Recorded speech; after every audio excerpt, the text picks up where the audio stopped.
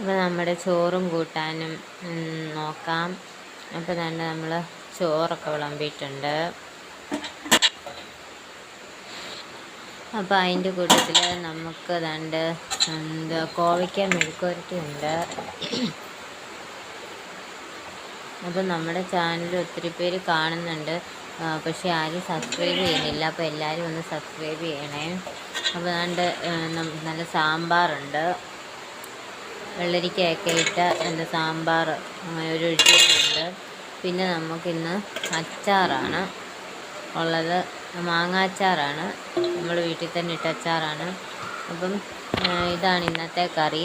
അപ്പോൾ ഇന്നത്തെ വീഡിയോ എല്ലാവർക്കും ഇഷ്ടപ്പെട്ടെങ്കിൽ ലൈക്ക് ചെയ്യാനും ഷെയർ ചെയ്യാനും സബ്സ്ക്രൈബ് ചെയ്യാനും മറക്കരുതേ.